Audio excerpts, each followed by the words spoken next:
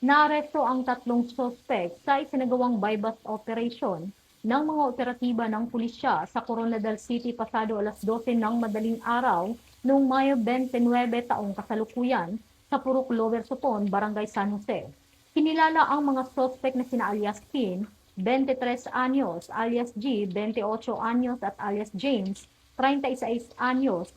Ang lahat ay pawang residente ng lungsod ng Coronadal City.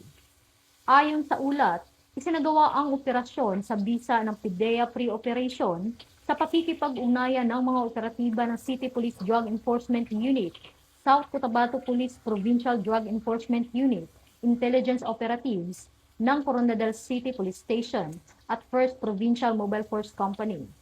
Sa nasabing operasyon, nakabili ang pusher buyer ng isang sachet ng hinihinalang shabu mula sa sospek kapalit ang halagang 500 piso.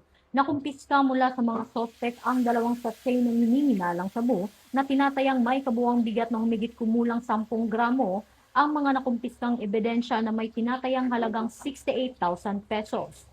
Kasalukuyang nasa kustudiya ng pulisya ang mga sospek habang inihahanda ang kasong paglabag sa Section 5 at 11 Article 2 ng Republic Act 9165 o ang Comprehensive Dangerous Drugs Act of 2002.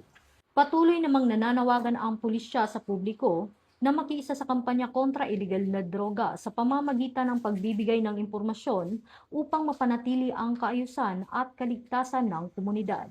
Alinsunod sa advokasya ng bagong PNP para sa bagong Pilipinas, serbisyong mabilis, tapat at nararamdaman.